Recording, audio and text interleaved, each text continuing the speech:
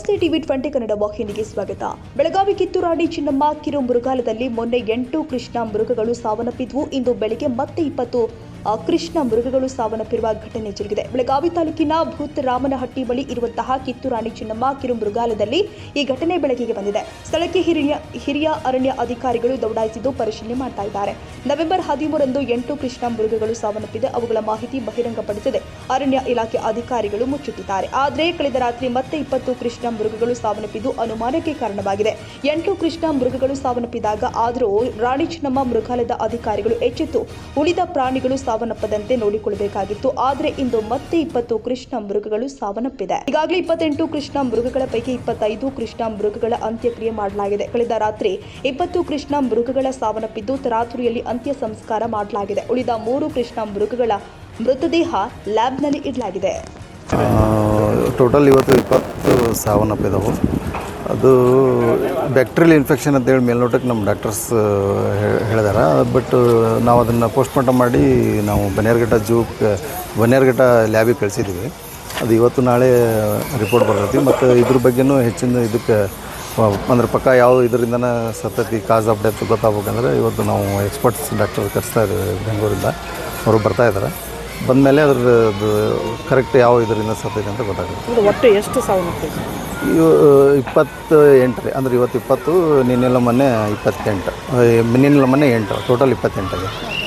ಮತ್ತೇನು ಬೇರೆ ಬೇರೆ ಆಹಾರ ಏನಾದರೂ ಇಲ್ಲ ಆಹಾರದ ಏನು ಇದಿಲ್ಲ. ಯಾಕಂದರೆ ಡೈಲಿ ರೂಟೀನಲ್ಲಿ ನಾವು ಏನು ಕೊಡ್ತಿದ್ವಿ ಅದನ್ನ ಕೊಡ್ತಾಯಿದ್ದೀವಿ.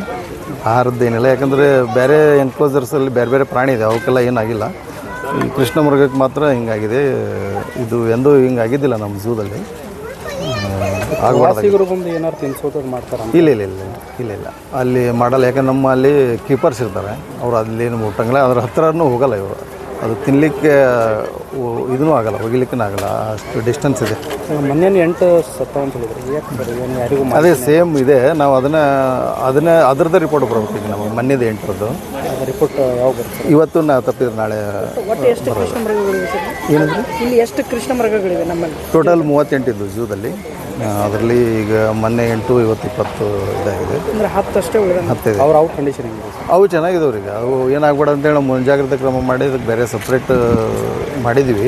ಅವಕ್ಕೇನು ಪ್ರಿಕಾಷನರಿ ಏನಾದರೂ ಟ್ರೀಟ್ಮೆಂಟ್ ಕೊಡ್ತಾ ಇದ್ದೀವಿ? ಹಾಂ, ಕೊಟ್ಟಿದ್ದೀವಿ. ಅವರು ನಮ್ಮ ಎಕ್ಸ್ಪರ್ಟ್ ಡಾಕ್ಟರ್ಸ್ ಕಡೆಯಿಂದ ಇಲ್ಲಿ ಡಾಕ್ಟರ್ಸ್ ನಿರಂತರ ಫೋನ್ ಕಾಂಟ್ಯಾಕ್ಟ್ನಾಗ ಇದ್ದು ಅವ್ರು ಯಾವ ಥರ ಆ ಥರ ಟ್ರೀಟ್ಮೆಂಟ್ ಕೊಡ್ತಾ ಇದ್ವಿ.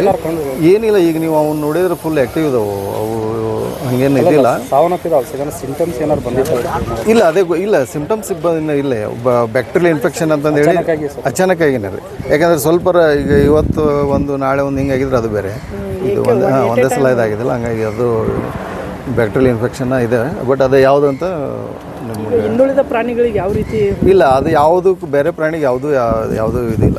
ಎಲ್ಲನೂ ಇದು ಆ್ಯಕ್ಟಿವ್ ಇದಾವೆ, ಎಲ್ಲವೂ ಸರಿ ಇದೆ. ಎಲ್ಲವೂ ಏನಾದರೂ ತಪಾಸಣೆ ಮಾಡುವಂಥ ಕೆಲಸ ಆಗ್ತಾ ಇದೆ? ಇಲ್ಲ, ಅದೇ ಈಗ ನಮ್ಮ ಮೈಸೂರಿಂದ ಇವು ಬೆಂಗಳೂರಿಂದ ಡಾಕ್ಟರ್ಸ್ ಬರ್ತಾ ಇದ್ದಾರಲ್ಲ, ಅವ್ರ ಕಡೆಯಿಂದ ನಮ್ಮ ಹೈಯರ್ ಆಫೀಸರ್ ಕಡೆಯಿಂದ ಹೇಳಿ ಎಲ್ಲ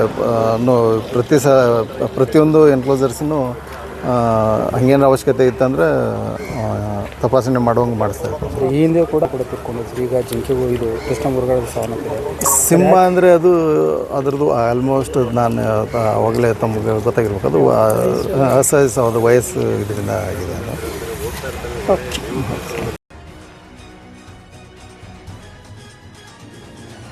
ಕನ್ನಡಿಗರ ಮೆಚ್ಚಿನ ನಿಮ್ಮ TV20 ಕನ್ನಡ ವಾಹಿನಿ ಇದೀಗ ಟಿವಿಯಲ್ಲಿ ಲಭ್ಯ. ಕರ್ನಾಟಕ ಮತ್ತು ದೇಶ ವಿದೇಶದ 360 ಡಿಗ್ರಿ ಸುದ್ದಿ ವಿವರವನ್ನ ಪಡೆಯುವುದಕ್ಕೆ TV20 ವಾಹಿನಿಯನ್ನು ಲೈಕ್ ಮಾಡಿ, ವಿಡಿಯೋಗಳನ್ನು ಶೇರ್ ಮಾಡಿ, ಕಮೆಂಟ್ ಮಾಡಿ, ಸಬ್ಸ್ಕ್ರೈಬ್ ಮಾಡಿ. HCN ಕೇಬಲ್ 842 ನಂಬರ್ನಲ್ಲಿ ಹುಕ್ಕೇರಿ ತಾಲೂಕು ಹಾಗೂ ಸಂಕೇಶ್ವರದ ಸುತ್ತಮುತ್ತಲಿನ ಹಳ್ಳಿಗಳಲ್ಲಿ ಲಭ್ಯ. PCN ಕೇಬಲ್ 129 ನಂಬರ್ನಲ್ಲಿ ಹಾರುಗೆರೆ ಸುತ್ತಮುತ್ತಲಿನ ಹಳ್ಳಿಗಳಲ್ಲಿ ಲಭ್ಯ. ರಾಯಬಾಗ್ ಡಿಜಿಟಲ್ ಚಾನೆಲ್ ಕೇಬಲ್ 80ನೇ ನಂಬರ್ನಲ್ಲಿ ರಾಯಬಾಗ ತಾಲೂಕಿನ ಸುತ್ತಮುತ್ತಲಿನ ಹಳ್ಳಿಗಳಲ್ಲಿ ಲಭ್ಯ. UDCN ಕೇಬಲ್ ನೆಟ್ವರ್ಕ್ ಉಗಾರ ಸುತ್ತಮುತ್ತಲಿನ ಹಳ್ಳಿಗಳಲ್ಲಿ ನಿಮ್ಮ TV20 ಕನ್ನಡ ವಾಹಿನಿಯೂ ಲಭ್ಯ.